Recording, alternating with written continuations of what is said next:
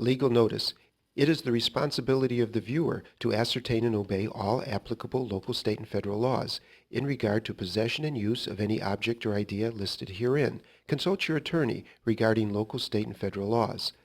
Standard Publications is not responsible for your actions. This product is for informational and educational use only and should only be used in a lawful manner.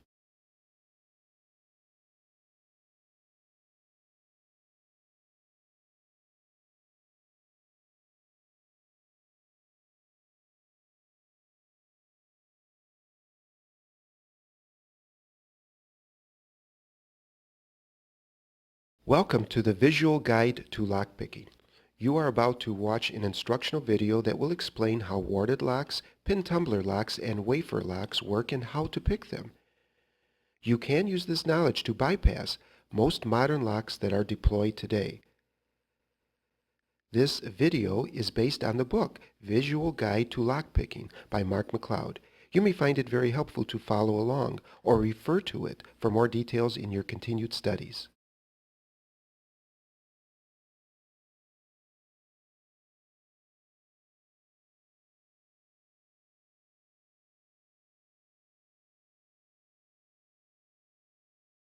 Chapter 1, Warded Locks. How to identify them, how they work, and how to defeat them.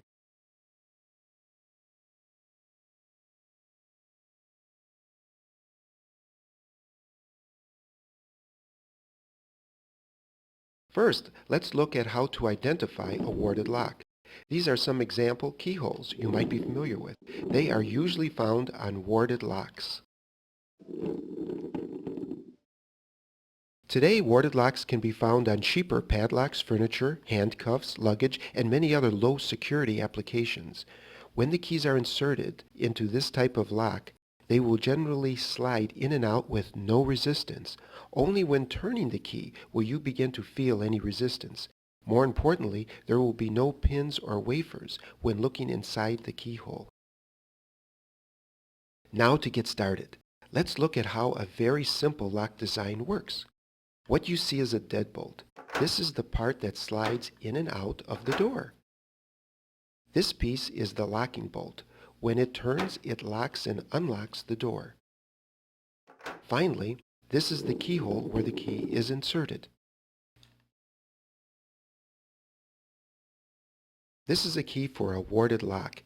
It can also open the simple lock that we just presented. At the tip of the key is the key's bit. It turns the locking bolt and unlocks the door. And these are protrusions. They do not unlock the door. They make it easier to turn the key, but are not essential. Keep in mind that any one or more of the protrusions could be the necessary bit, but you never know which one. Now let's make our simple lock into the warded lock. We simply achieve this by adding wards. The wards will allow the key with the right combination of protrusions to turn. Observe how the protrusions do not touch the wards. Today, warded locks are not nearly as common as their pin tumbler counterparts. They can, however, still be found everywhere, including your local hardware store. At first glance, they might even appear the same as pin tumbler padlocks, except for their lower price. One way to identify a warded padlock is by its distinctive keyhole. The keyhole is often made of a small, free-spinning disc with a jagged hole cut into it. This hole acts as a type of ward. Only a key with the appropriate profile and shape can pass through it.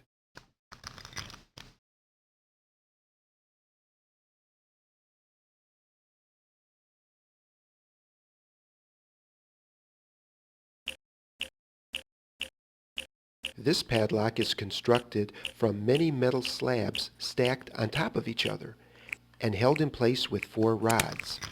Most of the slabs simply provide 3 holes, 2 for the shackle and 1 for the key through which to pass.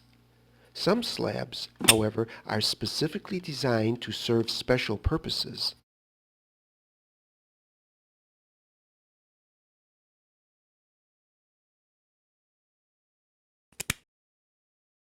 In this example, two of the slabs are special and provide the actual locking mechanism. These slabs act as wards. The key can easily pass through them as you insert it into the lock. But if you try to turn the key, the ward will prevent it from rotating, unless the key is cut thin enough at that point to rotate in the slot. For example, instead of a round keyway, some of the slabs have a flat slit that only allow the key to pass through but not turn. Each of them contains a piece of spring metal that rests in a notch in the shackle. As long as this small piece of metal is in the notch, the shackle cannot be raised and will remain in the lock. The key or other tool simply bends this metal spring out of the way. Once it has cleared the notch, the shackle is free to leave the lock. It is important to note that this lock has two metal pieces locking the shackle in place, one on each side of the shackle. The lock will not open unless both metal pieces are moved out of the way at the same time.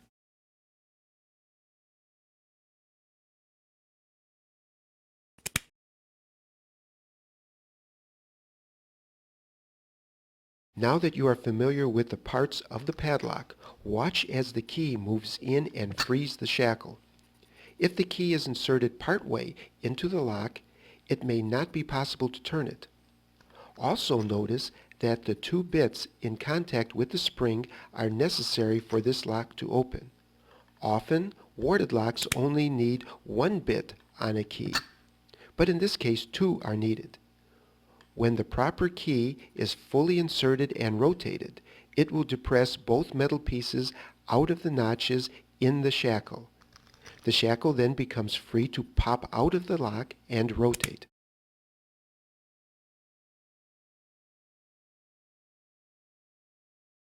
Picking warded locks is relatively quite simple. All you need to do is move the locking bolt. Unfortunately, there will be wards in your way. The easy way to handle wards is by simply avoiding them.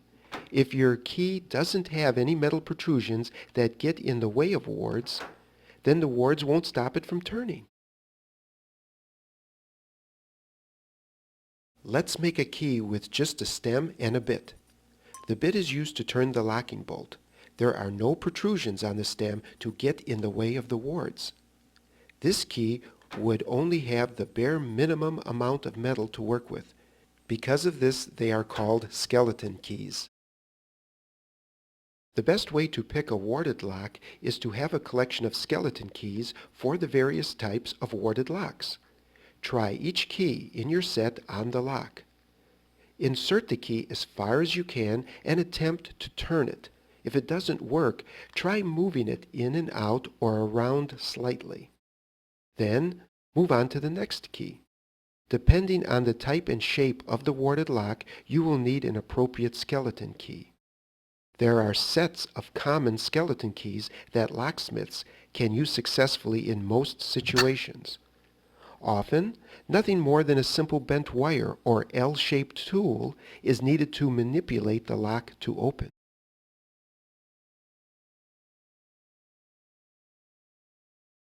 Most handcuffs in use today also utilize the warded lock. These devices are specifically adapted to restrain physical movement. Those handcuffs that get regular use must be durable as well as cost-effective. In normal use, the wrist clasp can simply be closed and ratcheted shut. Professional handcuffs also allow for double locking. This allows them to prevent further tightening. This helps diminish undue and unintended bruising on those who must wear them. It also makes the cuffs harder to shim open or pick. The key must first be rotated in one direction and then the other to completely open the cuffs. The first turn disables the double locking mechanism. The second turn disengages the ratcheting mechanism and allows the cuff to swivel out of the wrist clasp. Sometimes you will find that producing an actual key is useful. One method of doing this is called impressioning. First, you must find a suitable blank to substitute for the key. Actual blanks for many warded locks are uncommon, since these locks are considered too cheap to make duplicate keys for. A key for a different lock of the same type is often a great item with which to start. An appropriate blank must fulfill the following requirements. It must comfortably fit into the keyhole, but not scrape along the sides of the keyway, and be strong enough to turn the locking bolt, and be able to handle a good amount of force without breaking or bending. It should also be able to withstand the stress of grinding and filing. Any long, flat piece of metal will often suffice. A jigsaw blade can easily fulfill these requirements. They come in a variety of sizes, are strong, cheap, and easy to find. If you choose to work with a blade, it is a good idea to be safe and grind or file down the teeth of the blade. For a tool, files work great, are inexpensive, and easy to find. A grinding wheel, however, will help your work proceed much quicker and easier. You can find these at most local hardware stores. A thinner cutting wheel will enable you to have more precise cuts. Once you have a good blank with which to start, you are ready to begin impressioning. You will need to put a coating on the blank that can easily be scratched off or marked on. A common way to achieve this coating is to hold the blank above a candle flame. The soot that rises in the smoke will cover the blank with a thin black coating, which can easily be scratched off.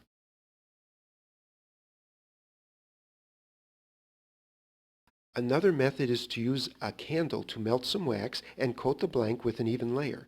Getting just the right thickness will take practice. You can also use a marker, tape, or anything else which will let you see the impression marks.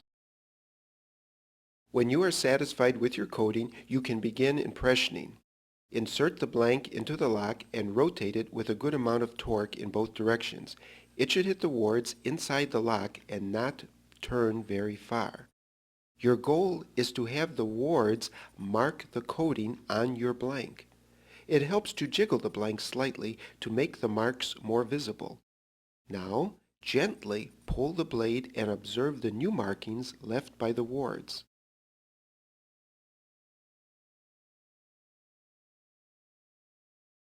You simply have to cut or grind away the portions of your blank that have marks on them. Ignore any long marks down the length of the blank that you made while inserting or removing it. Once you cut away the parts of the blank that are marked, your new key should open the lock. You may have to repeat this process with this key a few times if there are recessed wards you did not initially encounter.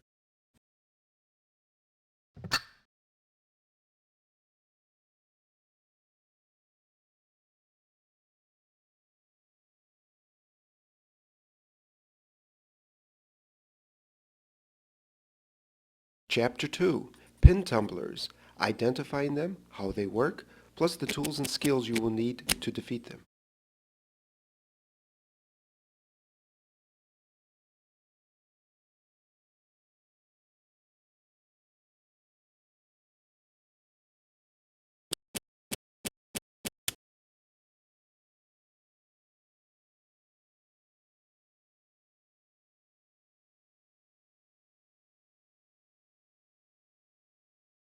Pin tumblers can be found in many places, most commonly on house deadbolts, doorknobs, cabinets, padlocks, etc.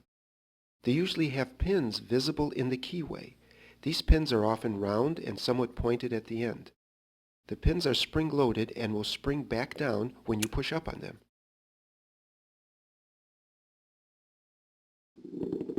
This is a plug. It is the part of the lock that the key turns.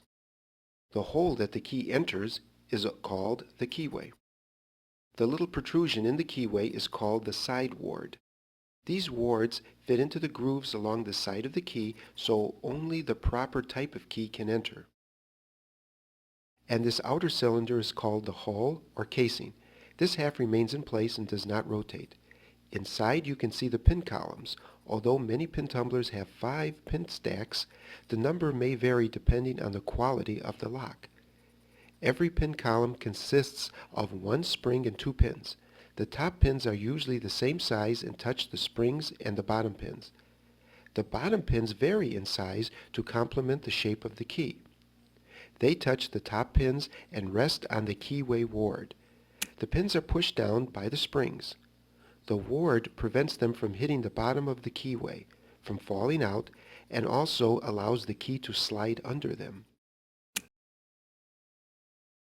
Before any key is inserted into the lock, the springs will push the top pins down. These pins will extend past the hull and into the plug. As these pins protrude into the holes in the plug, they will hold the plug in place and prevent it from rotating. The bottom pins can also stop the plug from turning if pushed up too far. As long as there is a pin that crosses the dividing line between the hull and the plug, the cylinder will be locked. When the correct key is inserted into the lock, the blade of the key raises the pins. The bottom pins will rest on the notches of the key. When the key notch is at the correct height, the separation between the top pin and the bottom pin will be at the same height as the separation of the hull and the plug. When this occurs at every pin column for the correct key, there are no pins blocking the shear line. There is now nothing to prevent the plug from rotating. The key can now turn and unlock the pin tumbler. There are standard sets of tools that many locksmiths and security professionals use. By no means are you limited to just these professional tools. You can find many common objects that will work just as well for you, if not better. The hook pick is the standard tool for lockpicking. With these hook picks, you can feel each individual pin and lift them without disturbing its neighbors, or you can rake across all the pins.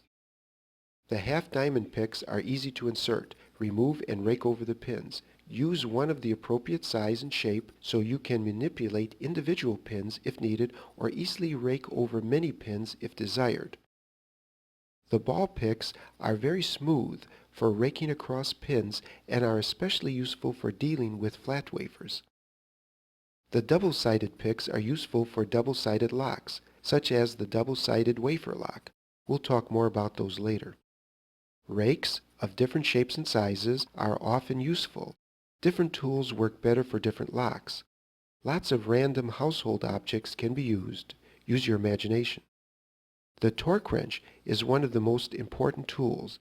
It is used not only to turn the plug, but also it is used to help you feel what is going on inside the lock. The smaller end is inserted into the keyhole, and you use the longer end to rotate the plug. Make sure you leave enough room in the keyway to insert your second tool.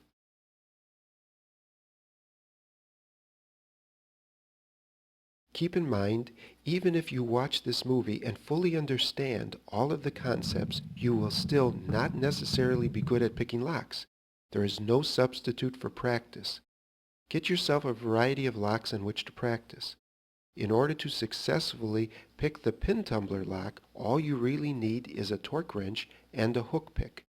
There are many methods you can use. We'll cover a few, plus some automatic tools. The torque wrench is inserted into the keyway and used to rotate the plug. Apply a continuous light turning pressure. The pick is used to manipulate the pins. Keep a slight turning pressure with your wrench while doing this. Raking is one of the easiest methods to learn, although it can be difficult to fully master. To rake successfully, you need to have just the right touch. This is something that can only be learned through practice. Raking is one of the fastest hand methods when it works. First, place a torque wrench in the keyway, leaving plenty of room to access the pins. Now, apply a gentle amount of turning force in the correct direction. It is very important to apply the appropriate amount of force. Usually beginners tend to push too hard. Often just a light touch is needed. The idea is to simply take a raking pick and repetitively pull it across all the pins in such a fashion as to push the pins upward and unlock the pin tumbler. Make sure you apply a continuous, gentle force to all of the pins as you rake them. Don't skip any. While this may sound too simple at first, it can work well if done properly. Your first pass will most likely not be successful. You must make many passes. With each pass of the pick, slightly increase the turning force on the torque wrench. As frustration sets in, people have a tendency to apply too much force. This won't work, it only leads to more frustration. Different rakes and styles of raking work better for different styles of locks. Experience and practice will show you which ones work best.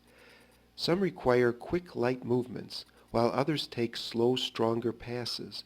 Remember to use a variety of practice locks to get comfortable with various techniques. Another method you can use is to set each pin individually. You have to understand more about the inner workings of the lock, but the knowledge will help you greatly. As always, your goal is to clear the shear line of any obstructing pins so the plug may rotate. If locks were perfectly manufactured, it would be impossible to pick individual pins. But in the real world, locks have many imperfections and are built to affordable tolerances. The better the tolerances, the better the lock, the more it will cost. Metal pieces have to slide and rotate by each other, so there must be small gaps to make this motion possible. The first aspect we are going to look at is called binding. This occurs when the plug tries to rotate and crimps a pin against the hull, holding it in place. When this happens, you will no longer be able to rotate the plug, since the pin is being held in the way. The holes drilled in real locks will not line up in an exact line. Because of this, when you rotate the plug, one of the pins will bind first, while the others are left loose. Since each lock is different, each lock's pins will bind in a different order. If you rotate the plug in the other direction, the pins will bind in the opposite order. First, use your pick to determine which pin is binding the most. Then, push up on that pin until the top pin is completely inside the hull. The top pin that used to be crimped between the hull and the plug is now no longer in the way. So the plug will rotate slightly until it crimps another pin stack. You should be able to hear or feel this slight movement with your torque wrench. The top pin is now trapped and will rest on the top of the plug while the bottom pin is free to fall downward. This is called setting the pin. You are now ready to move on to the next pin column that is now binding. When you are pushing up on the pins, be careful to stop at just the right point when they set. If you push too far, the bottom pin will continue and move into the hull as well. The plug and hull will now bind the bottom pin, which will keep you from rotating the plug.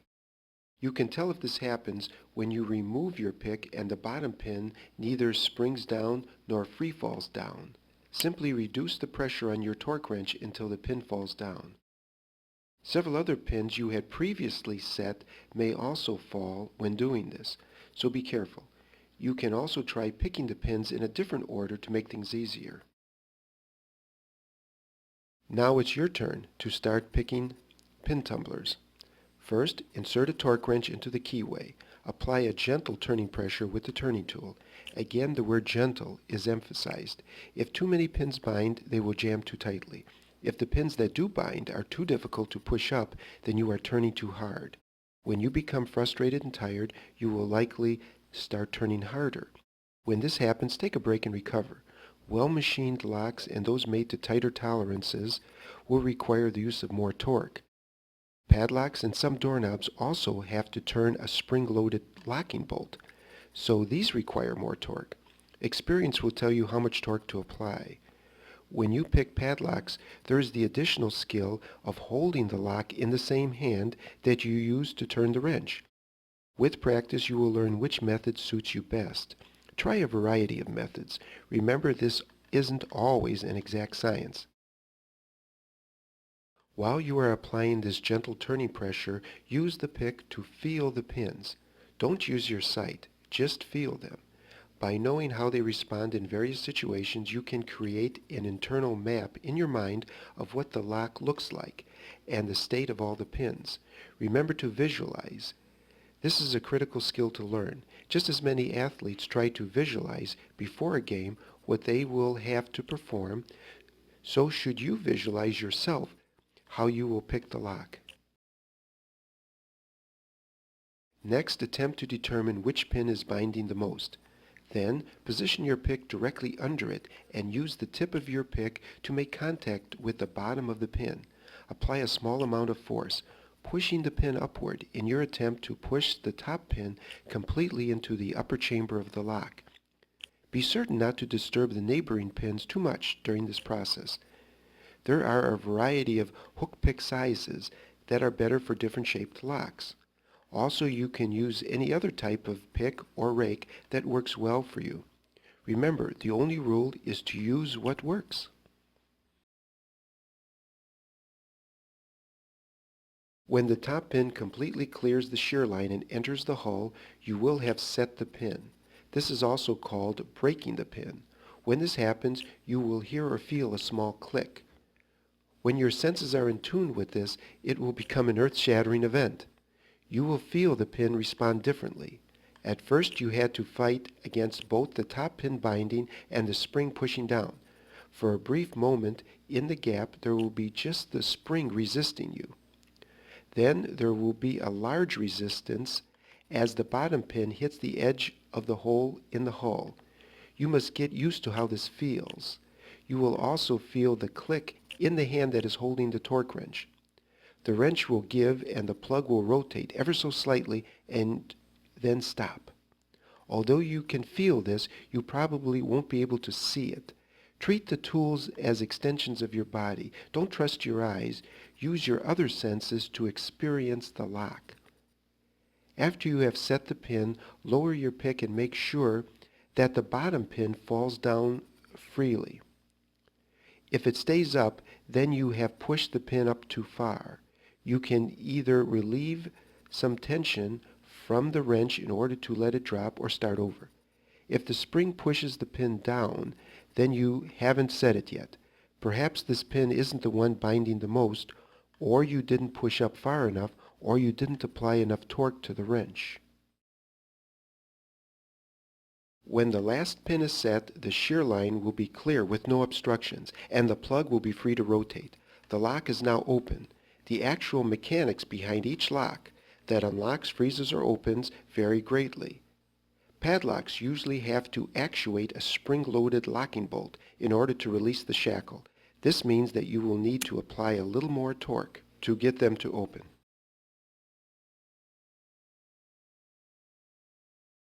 Shimming is another method of bypassing a lock. The idea is to insert some sort of object into the locking mechanism and move the locking bolt, or whatever is holding the shackle inside the lock, out of the way. Since the mechanisms vary greatly, there is no standard method for shimming a lock. Shimming can also be effective on a wide variety of padlocks. Padlocks usually work by having a spring-loaded locking bolt fit into a notch in the shackle in order to hold it inside the lock. Often the locking bolt will have an angled top, which allows the shackle to be closed without unlocking the lock. This means that the locking bolt must be spring-loaded. So, if you can fit a very thin, strong object into the lock parallel to the shackle, you can sometimes slide the locking bolt out of the way and spring the shackle open. This requires that the lock's hole for the shackle is large enough to also allow for the shimming tool to fit inside. This method will also work for warded padlocks. The actual lock type is almost irrelevant. Padlock shims are often sold that are specifically made to help you deal with padlocks with less hassle. They are made of thin yet strong material that can be inserted into the padlock and then rotated to release the latch.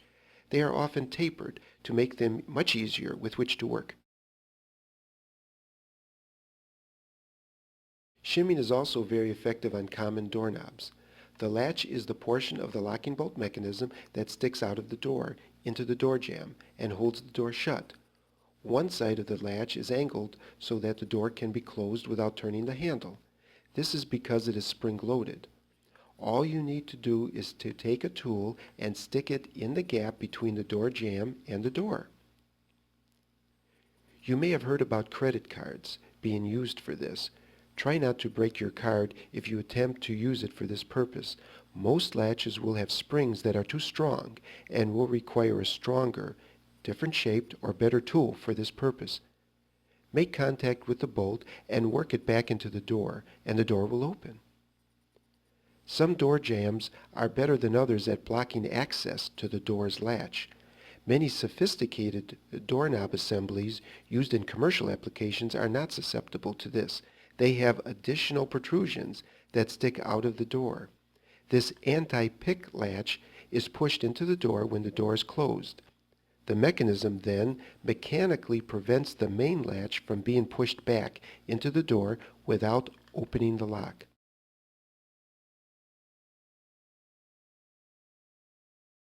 Sometimes you don't have to pick the lock at all in order to open it. You can merely bypass it. This is called bypass picking. It requires that the lock allows for it.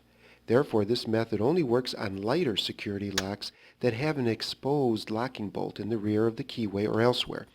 Many desks, cabinets, and a few padlocks are like this. The concept is simple. Insert your bypass pick all the way into the lock and ignore the pins or wafers completely. Attempt to move the locking bolt manually with your tool. Whatever the lock would have done if unlocked, you should try to do the same thing to the bolt. You may be able to move it out of the shackle or slot and allow the lock to open. It is a simple concept when you are lucky enough to have a lock that allows this. When done properly, impact picking and vibration picking can be one of the fastest ways to open a lock. These methods are also beneficial because they require less skill. These methods work on most pin tumblers. Law enforcement officers or other professionals who must open locks in emergencies when time is critical will use this method. They may often have other issues to worry about and do not have the time or inclination to learn the more subtle aspects of the art of lockpicking. You can generally pick up the right tool and use it effectively after some experimentation. Experience is still very important for you to have the right touch. These tools do require, though, a lock that is susceptible to these methods. You will need to have an appropriate pick gun. This is a tool you hold in one hand that usually has a lever or trigger that you squeeze with your fingers to provide a vibrating or snapping action. Remember that you still need to use a torque wrench with these devices. Place the pick gun all the way into the keyway. Insert the torque wrench, applying a rotating pressure on the wrench, and squeeze the trigger. Do not move the gun vertically or laterally while picking. As the pick strikes the pins and knocks them upward, use your torque wrench to cause the plug to catch the top pins as they jump into the hole casing. This method uses a snapping motion. A flat tool accelerates toward the pins and strikes them all simultaneously. The physics is similar to billiard balls or those desk toys that have one marble swing and hit a second. The momentum from the first ball is completely absorbed and passed to the second, which moves on roughly with the same speed, leaving the first ball in place. This is what the impact attempts to do. It impacts the tips of the bottom pins with just enough force to knock them into the top pins, thus knocking the top pins up into the hull. The lower pins themselves hopefully stay down because they imparted all of their energy into the top pins. You really don't have to know all of this theory to effectively use a vibration or impact tool. Just put it in the keyway, pull the trigger, and rotate your torque wrench at just the right time. You must be sure to make contact with each of the pins. When using an impact tool, make certain that you impact the center of each of the pins exactly straight on and at the same time. This means the blade must be exactly parallel to the keyway. Some tools have angled blades to allow holding the tool at an angle if space is tight. These will require a bit more practice to ensure that the blade is always parallel and strikes all pins simultaneously. Different locks will require a different amount of force for their pins to bounce properly. The locks must also be in good working order. If the lock is dirty, the pins may be unable to bounce freely inside their chambers.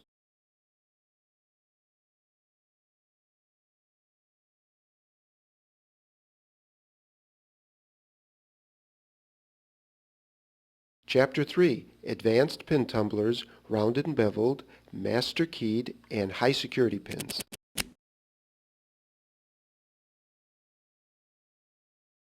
Most locks you will encounter have to be affordable. Therefore, they will also be easier to pick. Manufacturers are always looking for new and innovative ways to make locks more secure. They are also looking for ways to make them cheaper. Because of this, you will encounter many modifications. Some will make your job easier, some harder.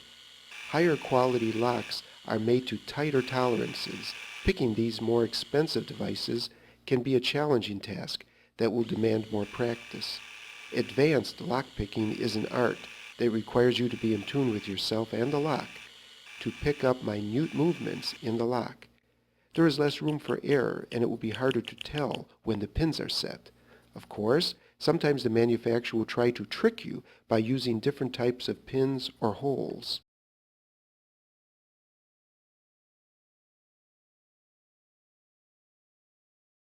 The ends of the pins that meet at the shear line are usually mostly flat. The key must lift them to the correct height to allow the plug to turn. Sometimes, though, this is not the case. These ends can be rounded, either to account for lower tolerances or to portray a false set. That is, the plug can rotate slightly, giving the effect as if it were set, even though it is still jammed in place. Loosen your torque slightly and try to jiggle the pins into place.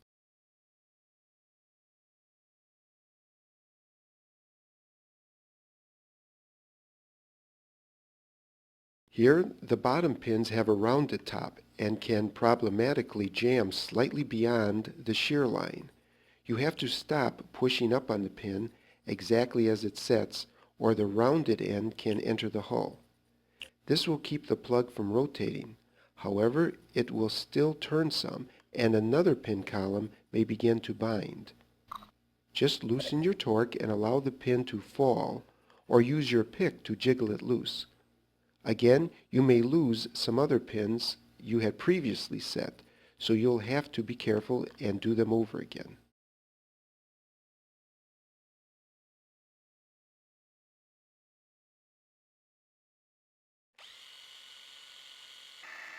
Beveled holes can cause a similar problem. They can also work in conjunction with each other to make your job easier or more difficult.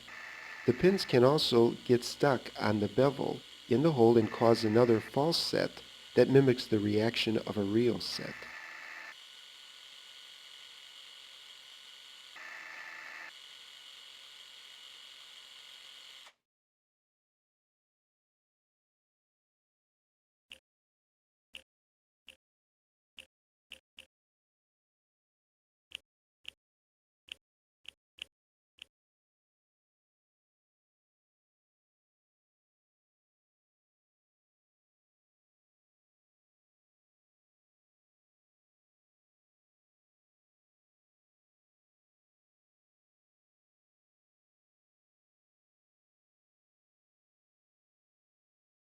Here we can see the pins being raised and the top pin jamming on the hole's bevel.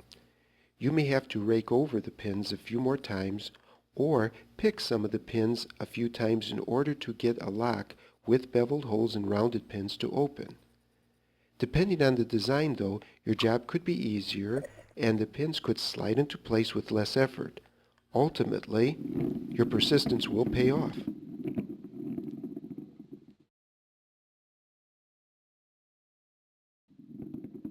Many installations and buildings have a large number of different locks that each need their own key. For example, each room in a hotel needs a different lock for each door. It would not be practical, though, for owners or maintenance personnel to carry that many keys. So there is usually one master key that can unlock all of the doors in a system. Picking these locks can actually be easier, however, since there are more pin combinations that can open each lock. These locks have extra middle pins in some stacks that allow them to rise to different heights, yet still break at the shear line. This allows two different keys with one or more notches cut to the correct second height to also work the lock.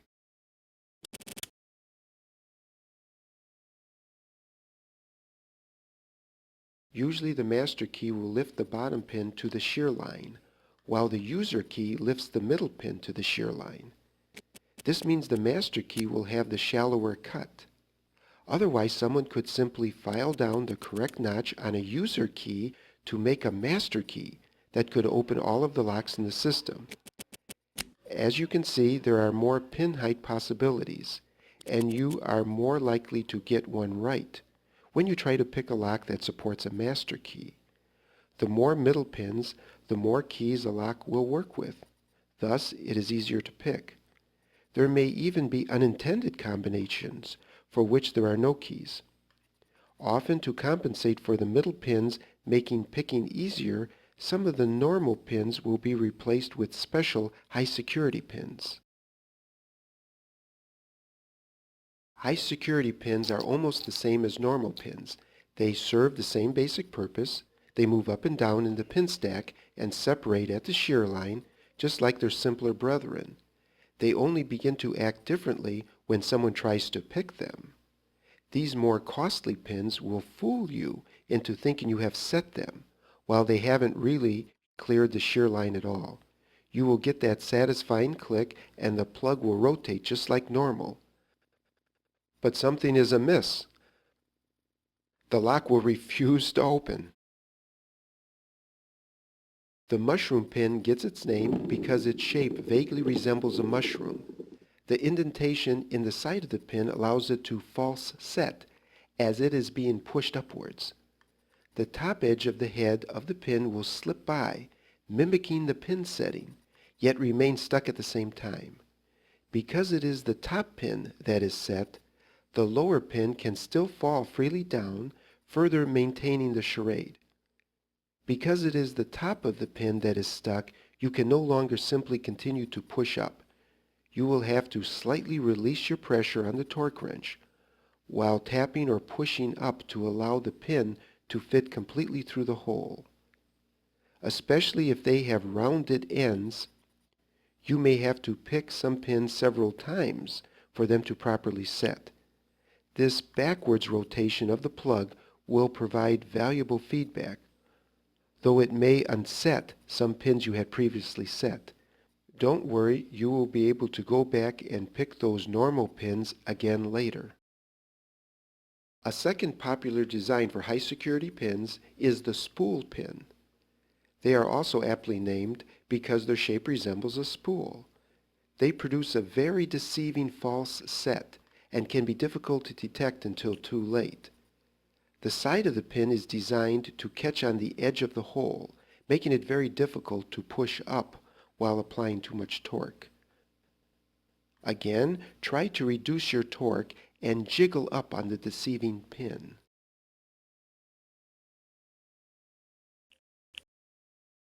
An important difference between opening a lock with a key and picking it is that torque must be applied to the plug while picking.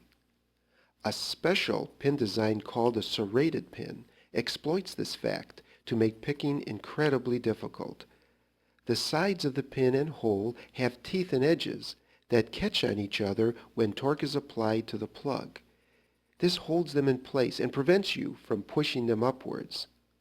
Vibrational or impact methods may work better for these locks.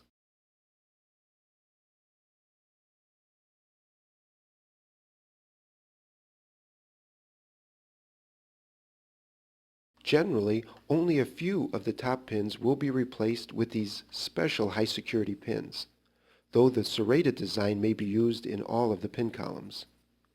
If pushing up on a pin causes the plug to rotate backwards slightly, then you are most likely dealing with a security pin.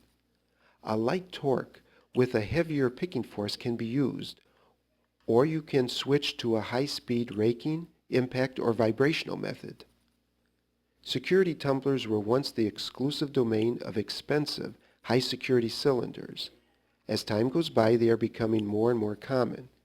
You are probably quite likely to experience them in your travels, but not on the common door lock yet.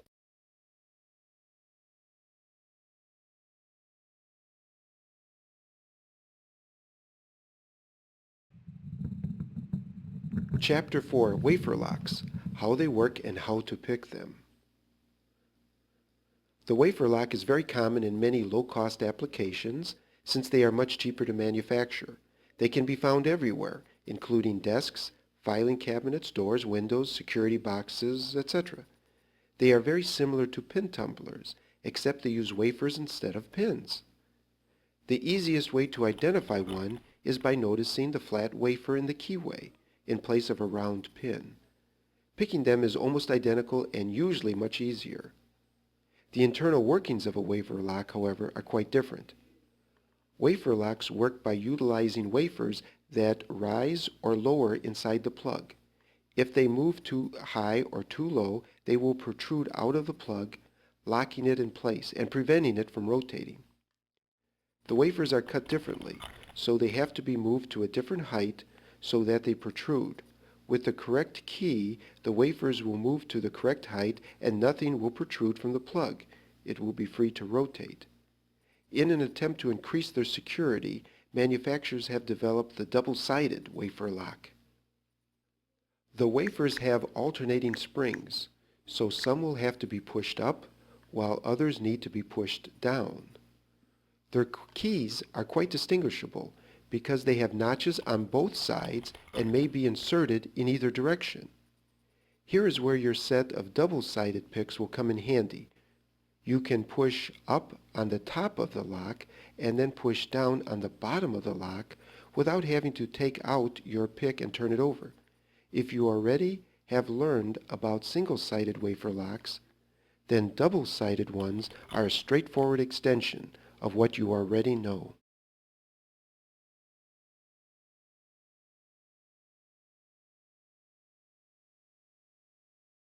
This special dual-pronged torque wrench, pictured here, is common in many kits and works great for double-sided locks, since you can insert your pick in the middle and easily access both the top and bottom of the wafers. When picking wafer locks, you can use most of the same techniques as with pin tumblers, with the exception of impact and vibration techniques. Due to their nature, some special tools were developed specifically for these locks. One such tool is the tryout key. A locksmith might have a large collection of such keys which more or less resemble actual keys. They vary in size and shape in the hope that if one doesn't work, the next one might. If lock tolerances are poor, tryout key makers can cut a notch between two depths, and it should work for both.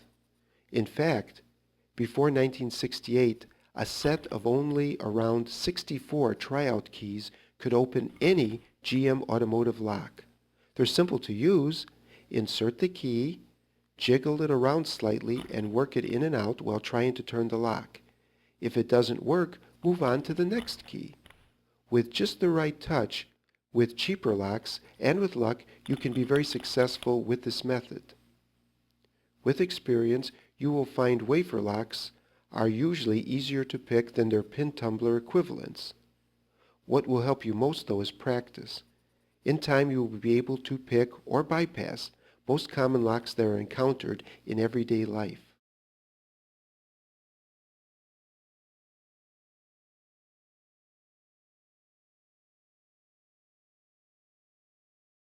We hope you enjoyed this educational video. Remember to keep practicing to build your skills. Lockpicking is an art that you can develop over time. Also be sure to follow all applicable laws for your area regarding the possession and use of lockpicks and lockpicking tools. One of the best ways to learn this art is to apprentice with an experienced locksmith. You will learn there is a lot more to being a locksmith than just picking locks. Again, we hope you enjoyed this video and keep practicing.